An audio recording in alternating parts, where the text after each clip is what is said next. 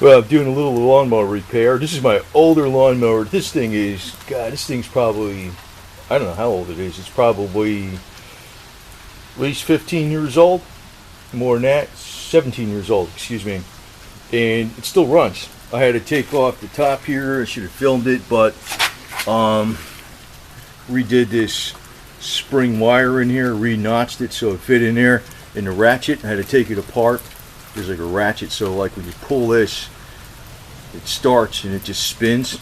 I had to knock it open with some brake free, open up the plug, put some marble mystery oil in there, and I was able to start it, but the carburetor needs to be cleaned up. And I want to use this one for the rocks because you know, I keep tearing up the blade on this one all the time, so I'm going to use the other one just for like the rocks. This would be for like the rocks and stuff. And we just use some starting fluid to clean this off. Actually, this stuff cleans better than carb cleaner. It's a hell of a lot more flammable than carb cleaner too. Well, the step was to take the carburetor off in the gas tank, and it's got this gasket. I have another film video, but you see how this gasket is? I mean, it's not split, but it's worn. It's like stretched out. It'll probably work because most of it's probably dirt, old fuel, and you got to clean the screen out really good, and just to pick up or whatever the hell it is. Actually, that's where the fuel comes in, the screen. And I cleaned up all around here. Now this thing doesn't have a governor. It's got an actual throttle, and I just left it flat out. And actually, that's why it runs better. I just like leaving the throttle flat out. The hell with this stupid governor, man. I can't stand that garbage. It's the old style, but I like the old one better than the new one. So, but if you have another problem with this spring up here, there's tabs underneath here that hold a plastic wheel in, and there's a spring in here, and it basically took it was broke, so it's not as long a spring as it was, but it still recoils. It still works. But I took a Dremel and I made a notch so it fit into the plastic wheel again. I was able to fix it. So I'm just going to use this as for breaking, you know, I got to go through spots in the lawn. There's one spot that's like on a ledge, and it's got some it's got some rocks on it and stuff. It was tear up blades, so I'm going to use this one for that. And the other one, I'll put a new blade on it and use it for the grass part where most of it is. But this will be for like, you know, I got to chop up some tree branches or something. I'll just use this puppy. It works. This one, the older one, works a hell of a lot better than the new one. And the other one, the newer one, I guess is like, well, it's like 5 years old now. But this one's about 17 years old, and I did start it. It's just that the carburetor's clogged up.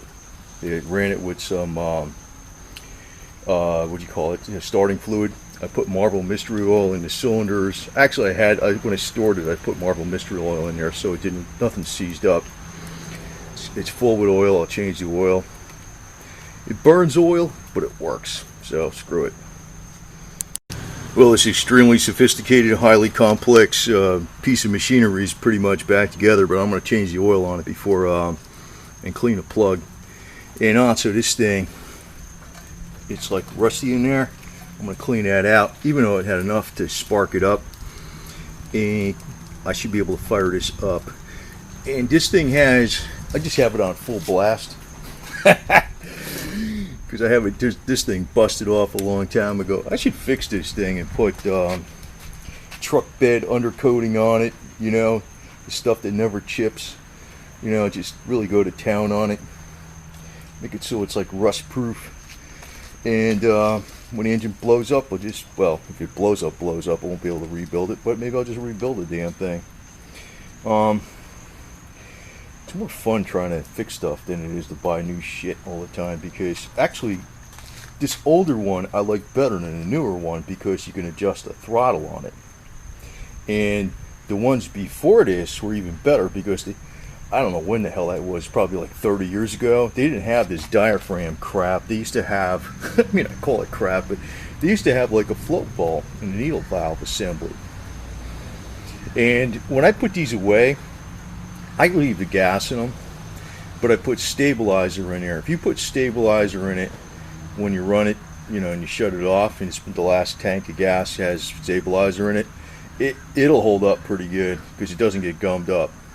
It'll last quite a while. So you know, people ain't, you're not supposed to do that, but actually it will work, believe it or not. So I might actually go to town on this little puppy and get some truck bed liner and do this thing, and do the inside of this, and also do this on both sides. So you know, the hell, I'm telling you, every time something comes out new again, they make it cheaper. They do something on it cheaper. So I'm keeping old shit. I think I'm going to go backwards on cars. I'm probably going to go back to the 40s or something, or the 50s. And before I start this, I'm going to change the oil on it. And you know, this is like when you check this, depends on what it is. Sometimes you don't check them when they're threaded in, but usually you do. So, you know, and just use a plain old non-synthetic Dino oil, Walmart. Actually, this is good oil. And the only thing it uses is a plug. And just so people know what the hell this is, it's a plug. That's all it is. One plug right there. Goes in here in the bottom of the engine. La-di-da-di-da. And use a 3/8 drive extension to tighten it up. So that's all you got to do. Pretty freaking simple, right? And fill up with oil. I'm going to clean off that spark thing where the plug wire goes onto the spark plug, and give it a shot, see what happens. And you don't have to tighten this down like ridiculous, you know. It's pretty tight, but not crazy. Well, that diaphragm needs to be replaced because it's too just damn worn out. So I'm going to get another one. They're about $2, but this will run because and the pull start works. Okay.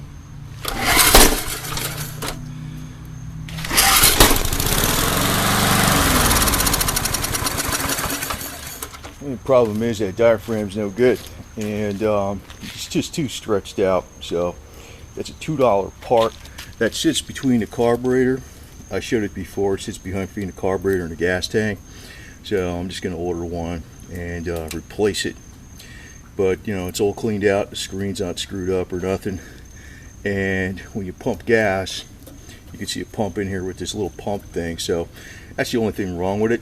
But otherwise, it works fine, and it's actually got a new blade on it. So, but that's really all there is to it, fixing these things, pretty much, unless you're doing major engine work. But it ain't a lot to the engine like this, that's for sure.